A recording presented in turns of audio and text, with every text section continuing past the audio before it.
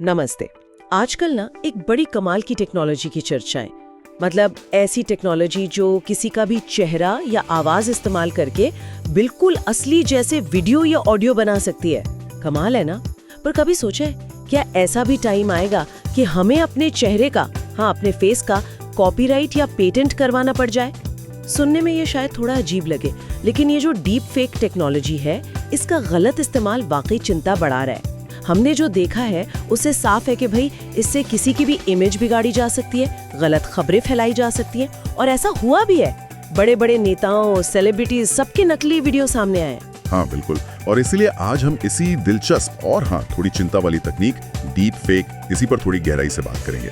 समझेंगे कि ये असल में है क्या चीज, दुनिया भर में इसको लेकर क्या चल रहा है, और वो बड़ा सवाल, क्या चेहरा मतलब एक नेचुरल चीज, उसका भी कॉपीराइट हो सकता है? चलिए इसी पर बात करते हैं। हाँ, तो सबसे पहले बिल्कुल आसान शब्दों में ये डीप फेक आखिर है क्या भला? देखिए, ये ना आर्टिफिशियल इंटेलिजेंस मतलब एआई और मशीन लर्निंग का खेल है।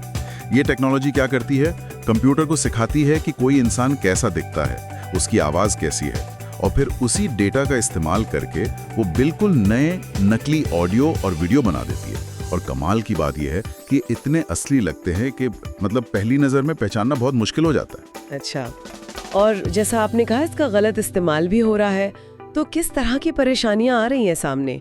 लोग क्यों परेशान हैं इससे? परेशानियां तो देखिए कई तरह की हैं।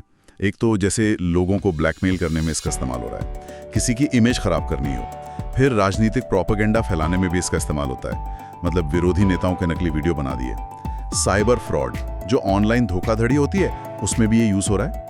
और सबसे बड़ी चिंता की बात यह है, जैसा कुछ रिपोर्ट्स में भी आया है, कि बहुत से लोगों को, खासकर जो दूर दराज के इलाकों में हैं, उन्हें पता ही नहीं चलता कि वो जो देख रहे हैं वो नकली है, वो उसे सच मान लेते हैं। बाप रे। तो फिर आते हैं उसी सवाल पर जो हमने शुरू में उठाया था, क्या चेहरे या आवाज का कॉपीराइट हो सकता है?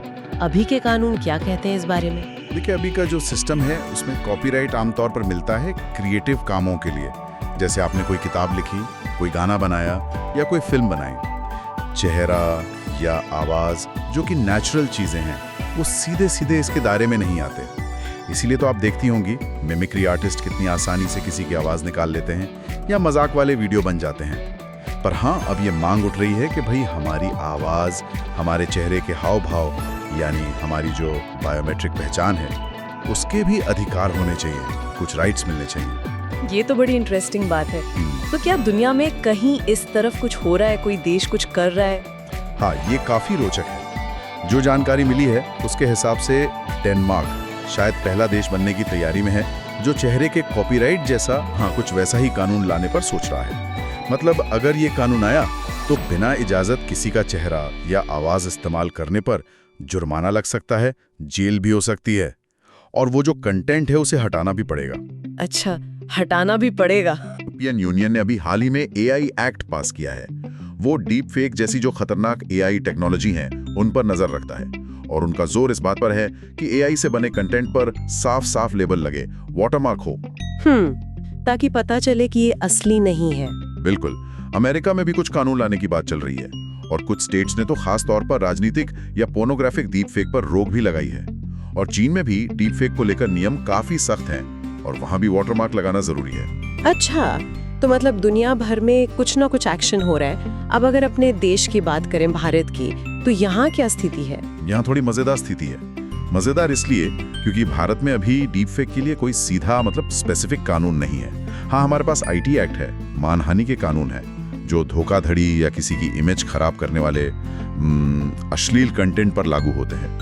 लेकिन अगर कोई एआई से बना वीडियो सिर्फ मजाक के लिए है, या मान लीजिए किसी को प्रभावित करने के लिए है, पर सीधे तौर पर गैर कानूनी नहीं है, तो उस पर अभी कोई साफ नियम नहीं है। अक्सर क्या होता है, जब चुनाव आते हैं तब सुप्रीम कोर्ट या चुनाव आयोग को अलग से गाइडलाइंस देनी पड़ती हैं कि भाई एआई का गलत इस्तेमाल मत करो। हाँ, एक चीज जरूर है, निजता का अधिकार, मतलब राइट टू प्राइवेसी, जिसे सुप्रीम कोर्ट ने मौलिक अधिकार माना है, वो यहाँ कुछ हद तक बचाव कर सकता है। यानी कानून बनाने की जरूरत तो महसूस हो रही है, पर क्या ये इतना आसान होगा? इसमें क्या मुश्किलें आ सकती हैं? मुश्किलें तो हैं, बिल्कुल हैं। पहली और सबसे बड़ी चुनौती तो यही है कि चेहरा जैसी एक नेचुरल चीज का पेटेंट या कॉपीराइट कैसे तय होगा। मतलब क्या हर इंसान को इसके लिए अप्लाई करना पड़ेगा? उसकी प्रक्रिया क्या होगी, ये बहुत बड़ा सवाल है। हाँ, ये तो है। दूसरी चुनौती है डिजिटल प्लेटफॉर्म्स की जिम्मेदारी। मतलब ये जो सोशल मीडिया कंपनियां हैं, फेसबुक, ट्विटर, इंस्टाग्राम, इनकी क्या जिम्मेदारी होगी? इनके प्लेटफॉर्म पर ऐसे कंटेंट को कैसे रोका जाए या कैसे लेबल किया जाए? फिर एक बड़ा मुद्दा है सहमति का, कंसेंट का। किसी के चेहरे या आवाज को इस्तेमाल करने की इजाजत कैसे ली जाएगी? इसका कोई ट्रांसपेरेंट पक्का तरीका बनाना होगा।